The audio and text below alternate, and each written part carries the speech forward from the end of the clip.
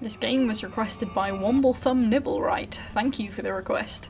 The first exposure I had to this game was an 8-hour download time. It's a 33 gig game file, so do the maths on how much I'm to blame for that one. But I knew with a download that hefty, I had to be expecting something good. And on top of that, when trying to run the game, I had another 10-minute long setup process.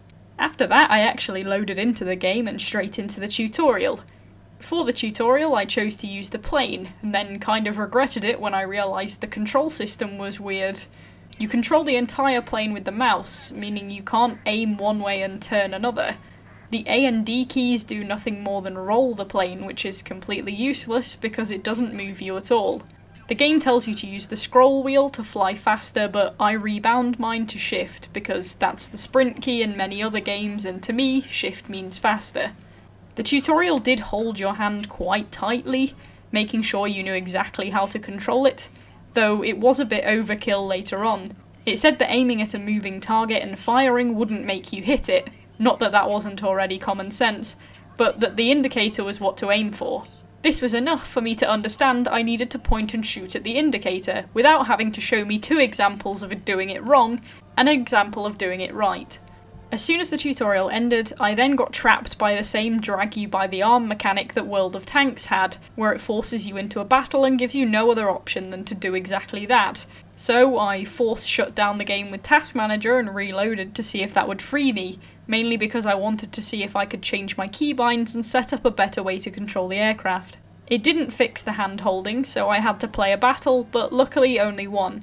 I then went and did a few more tutorial missions that forced me to sit through annoying cutscenes without being able to skip them, using them as a chance to play with my keybinds. After faffing around with all that malarkey, I found out there was no good way to set up the aircraft controls, so I just had to stick with the mouse lead, which I still don't really like, but guess I just have to deal with. One thing I did notice is that there are way too many controls in this game. Way too many. There are so many different options that there aren't even enough keys on the keyboard to control them all. Some things use different keys to control the same things, and use 3 different keys for the same command. It's absolute anarchy in those keybind settings. There are effectively 4 different methods of controls. The mouse lead, a simplified controls, realistic and extra realistic. It is mandatory that the instructor mode is on if you use the mouse lead and simplified controls, which I absolutely hate, because it makes it seem like I don't know what I'm doing when I do. Instructor mode basically limits the things you control on the aircraft, but some of them are unnecessary, like lowering your control close to the ground. You can turn off some facets of instructor mode, but if you turn off too many, the game forces you into realistic mode. There is a toggle to turn off instructor mode entirely on the mouse lead controls page, but all that does also is force you into realistic mode. And trust me, trying to control the aircraft in realistic mode with a mouse and keyboard is damn near impossible. Unlike with a mouse lead, aiming your crosshair is borderline impossible, and your mouse Y-axis is inverted as well as your pitch, so if you wanted to move your crosshair onto something down and right, you'd have to shift it up and right, but it doesn't even move very far anyway. The game recommends you control in this mode with a joystick, so what it's basically saying is that if you want to play with a mouse and keyboard, you have to play with instructor mode on, like a child. Afterward, I then attempted to wade through the plethora of options on the front page. Each aircraft has a page where you can view its weaponry and armour, and view upgrades to those, view the crew, and the upgrades you can get for them. You can earn XP for your crew in games, and upgrade individual skills via that. Or you can pay lions to upgrade all their stats in Awana. The general vehicle modification menus have similarities with World of Tanks, in that you have the bar across the bottom showing your different planes, vehicles, ships. You have the development trees for all of those things, but it's split into type laterally and then tiers as you go down. You have to research each new item before you can buy it, and you do this by clicking research on it, then earning points towards your research by playing games. You can only move into a new tier once you have researched and purchased 6 items from the previous tier. You have one of those for every country, and for each type of vehicle: ground vehicles, helis, and ships. So as you can imagine, a lot of things to buy and advance. For each vehicle you can see an X-ray mode when you've got it, and for some there's an armour analysis mode as well to see where the weak spots are. After that, it was, once again, the same typical MMO features. Store, Battle Pass, login rewards, loot boxes, ranked modes, skins, 2 types of currency, etc, etc. You're probably bored of hearing me talk about this in games like this, so I won't delve any more into it because otherwise I'll be seeing visions of wading through these menus in my dreams. I played some games after that and was given the ground attack game mode, where you fly at your enemies in a swarm and they fly at you, and you both completely ignore your task of destroying ground vehicles whilst you dogfight each other. When you die, if you have more than one aircraft, you can choose another to respawn in, and your enemies can do the same. So sometimes killing someone means nothing and they'll be back for revenge shortly. First game I got all 3 aircraft destroyed and the game put me in spectator mode and told me there were 21 minutes remaining in the game. I prayed to every god ever conceived that I wasn't about to spend the next 20 minutes of my life stuck staring at the screen waiting for the fight to end. Luckily, it let me leave and didn't penalise me for starting another battle. There are 4 types of online aircraft battles and different game modes within those battles. There are arcade air battles containing ground strike, frontline, domination, air domination game modes. The arcade mode usually has unlimited ammo and endurance, and is just a fun free-for-all where you respawn as many times as you have aircraft. There are realistic air battles, where you play with more realistic controls and aircraft can be damaged by excessive G-force or poor control, and these battles have operation, military exercise, frontline, alternative history and air battle modes. The realistic battles start from takeoff on the runway, and you have to go to the points you need to get to, so more realistic. Also a little harder to control I found, since the aircraft rejects turning with too much G-force, so the turning circles tend to get wider and slower. Simulator battles are the most realistic of the bunch. You have multiple different missions over a span of map and they constantly change, so you have to travel to each different tasking. You have forced cockpit view, you have to manually start the engines, and you have to work with the natural running of the aircraft to even get it to take off. Over and over I attempted to take off and my aircraft would just immediately lift off, spin left, and then land propeller down. I found out this was because, firstly, the slow speed of the aircraft meant that holding down the controls to pull up too sharply would make it stall, and secondly, the aircraft was tipping because of the torque of the propellers, so I needed to counter it. In short, it meant I had to tap the lift key gently instead of holding it down, and steer right to counter the turn. Partnered with the camera view, this was pretty tricky, and when I spun out, I have to admit it could get a little nauseating. Those effects are also felt in the sky as well, since as I was transiting my aircraft was naturally tilting left and the nose lifting, so if I left it unattended, it would just spiral in circles down to the ground. Also, if you're playing mouse and keyboard, good luck hitting anything. It is basically impossible to aim. What with the shaking of the aircraft, the fact that mouse control no longer works, plus the ultra realism means your aircraft has endurance, in that you can only fly for so long before you have to land and refuel, and you have limited ammunition, so you can't keep sweeping over the same area until you hit. It feels very real, but it's about as easy to control as a dog having an epileptic seizure. Also, I will discuss in a moment how crap I am at landing in this game, but it was even worse in this mode, more so than the others. Something that contributed to this, however, was the fact that the touchdown zone of the runway was at a 204 metre altitude, meaning when I came into land thinking I was aiming for 0, I was actually screaming towards the ground like a suicidal maniac. It's also pretty much impossible to spot anything you need to be shooting at because there are no markers at all, and you're shaking around in the air like you've got Parkinson's. The final aircraft mode is an Assault Air Arcade. It's a player versus enemy mode where you have to protect a target against hordes of enemy forces, and if there aren't a lot of you, it's pretty hard to win. The mode has a total timer, and all you have to do is survive the waves of enemy attacks for that time. The problem is, the enemies come in waves on a set course. You can't distract them, and shooting at them doesn't deter them from dropping their bombs on target. So you can have half of your target to protect destroyed in one wave. Plus, you usually end up tackling them head on and then chasing them after. But since they're bombers, they have rear gunners, and once you take damage, your aircraft naturally loses speed and endurance over time. You're almost better off just dying and coming back fresh rather than tackling multiple waves with a damaged aircraft, because you fall behind in the chase quickly.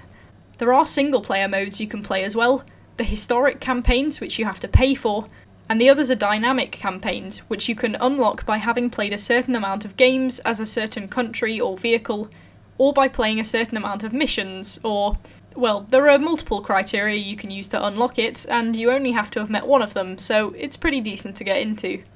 I played the Battle of Britain dynamic campaign levels in the aircraft, and learned a couple of things about myself. One, I'd make a pretty good kamikaze pilot, since a couple of times when I was going down, I did a pretty good job of taking other vehicles, aircraft or ships down with me. And two, I could really do with learning how to land. First time I forgot to put my gear down, second time I forgot to slow down, and the third time I did both but kind of hit the runway by dropping 200 meters out of the air in one sharp movement. You get shown cutscenes on the campaign levels, but there's not really much story explanation to what goes on, and mostly you just fly somewhere, get into a shootout, try not to die more than twice, and then move on, regardless of the mode you're in. It was actually alright, the campaign. I found it pretty fun, and it was good to get some more practice of the controls by myself without being in public games. The only thing I did find a little annoying was the reload times, since a few times I lined up the perfect shot only to have to wait a whole 18 seconds to get any bullets back. You can reload yourself, but it doesn't take any less time, and mostly you just end up getting shot whilst you're reloading anyway. You just have to dive around the air dodging other bullets. Also in the campaigns they have enemy ships firing at you as well.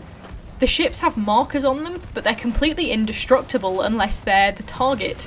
Same for the ground vehicles. One of my kamikaze ventures landed me smack on top of a ship, but I didn't even dent the damn thing.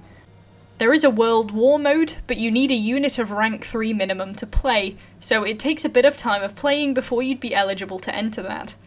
There's the War Thunder League, which is a series of 1v1 battles in tournament style on either arcade or realistic. And there are group tournaments as well, but in smaller and more specific areas like solo tank versus solo tank, or arcade aircraft versus same, etc. They also do events and tournaments which encompass heli battles and simulator battles. There are custom battles where you can add friends and play by your own rules in whatever medium you desire. And there are squadron realistic events where you and your squadron battle another squadron in realistic mode. There are no respawns allowed in this mode. As you can see, a lot to offer from the aircraft side of things. But don't worry, that's not all the game has. Not by a long shot.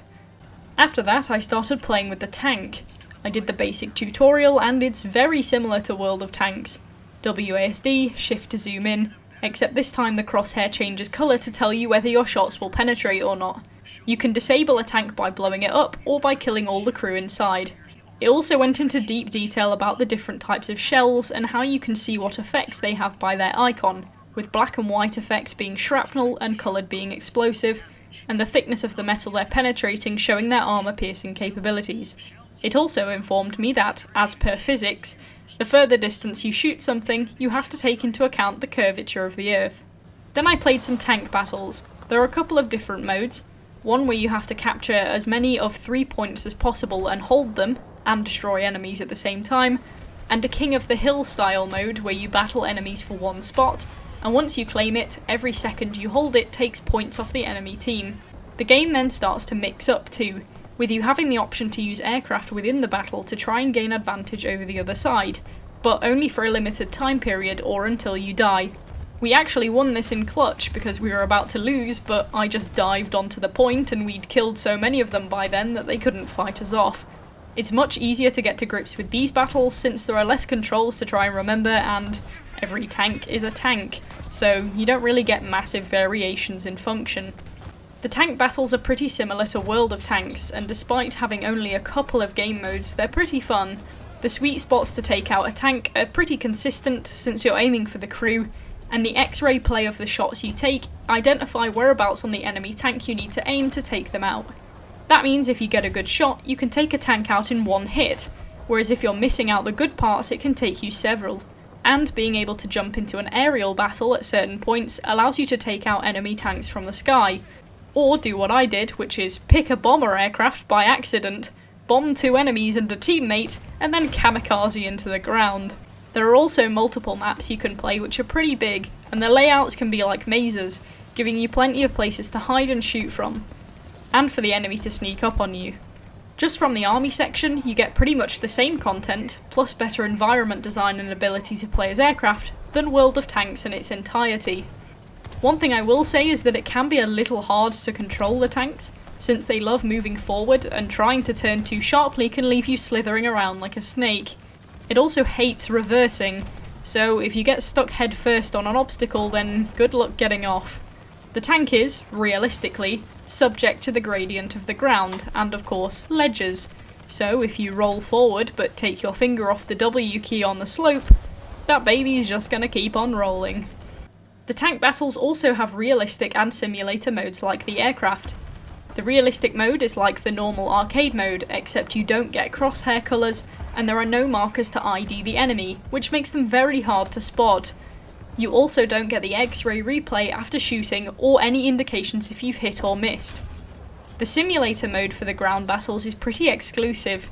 You have to have one of a particular type of tank to be able to take part, and though there are a variety of countries you could have, most of the tanks appear to be tier 3 or higher, though mostly you need tier 4 or 5 tanks. That's a lot of progress that needs to be made before you can even enter it. You can also do an Assault Ground Arcade, which is theoretically the same as Assault Air Arcade, where you get given a base that you have to defend, but it's a bit easier on the ground mode because whatever damage you take during a wave is replenished with a new one, and you have air support to help thin out enemy numbers too. Admittedly, the enemies are disgustingly accurate with their shots, and any hit is usually a kill from an angle where they definitely shouldn't be able to see you. That mode has a total timer, but you can also knock down enemy health by killing their units, so you don't have to last out for an hour. After that, I got onto the Nautical Vehicles. The tabs are split into Blue Water Fleet and Coastal Fleet, which basically means big slow boat and small fast boat. I enjoyed the fact that the Coastal Fleet tutorial was called motorboating, and it turns out the ships are pretty easy to control too. You shift to aim, right click to zoom just like the tanks.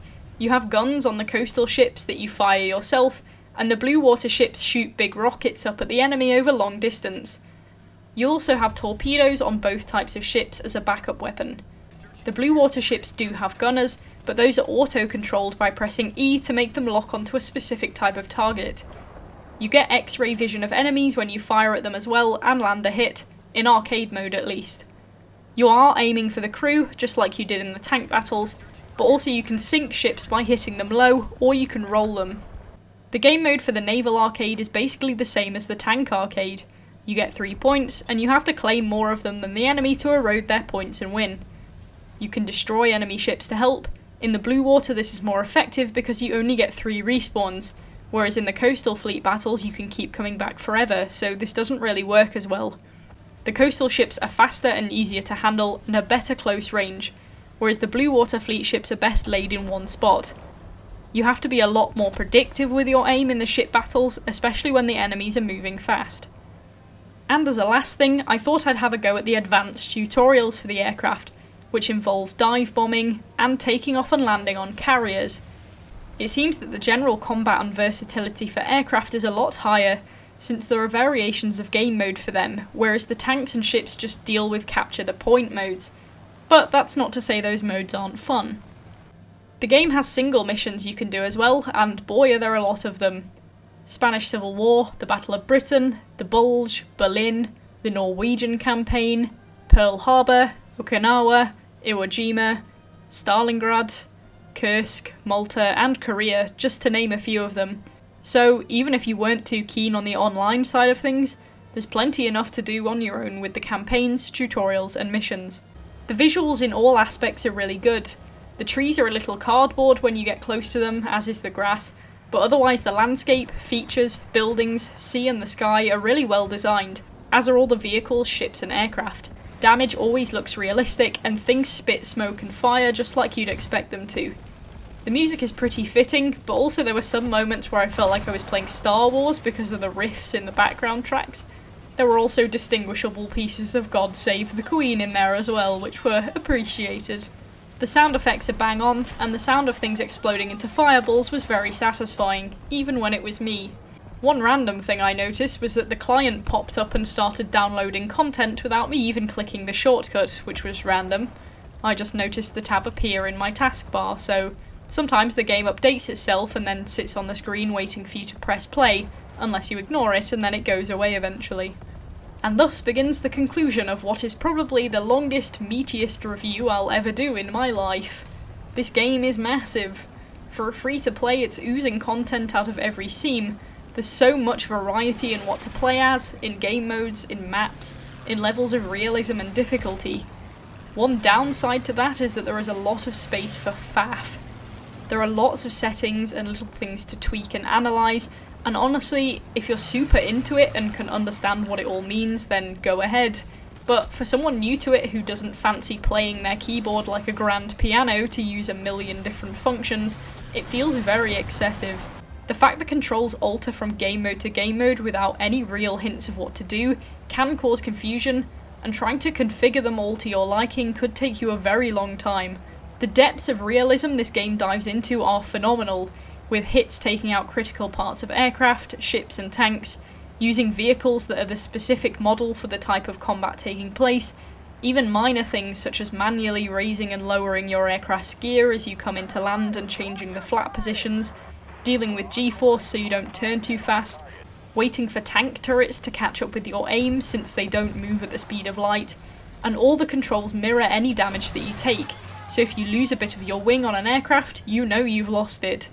I have to give them credit for how much effort has been put into making it historically accurate, and making the controls true to the reality of whatever it is you happen to be driving, flying, or steering. But the realism is a natural gatekeep to certain control inputs. There comes a point where if you actually want to get good at this game and master it on more realistic levels, you're probably going to have to invest in a joystick, maybe even some pedals as well for the aircraft. Keyboard and mouse is limiting to the way you control and the functions you can manage to perform. You only have so many fingers. This means that the giant bucket of content can be much shallower for some than others, because even though you can access the game modes, they're virtually unplayable with any degree of success. This is one game where the pay-to-play elements are pretty discreet as well. All the game modes apart from the historic battles are open to non-payers. You just need to put the time in to build enough skill. That's a bonus because a lot of the time battle passes and the like are shoved in your face, but it'd be easy to think this game didn't have that kind of feature if you didn't go looking for it yourself. This game is fun, accurate, and very, very detailed, but it's almost too detailed for its own good in places. However, if you want something to explore and learn with huge amounts of play variety, then this is a great game for it. You could pour hours into this game simply learning how to play it. I know that's true because I have 7.5 hours of game footage to edit for this review, and there are so many play combinations that stagnation is a thing way, way away on the horizon. So, at the end of all of that, I will give War Thunder a 9 out of 10.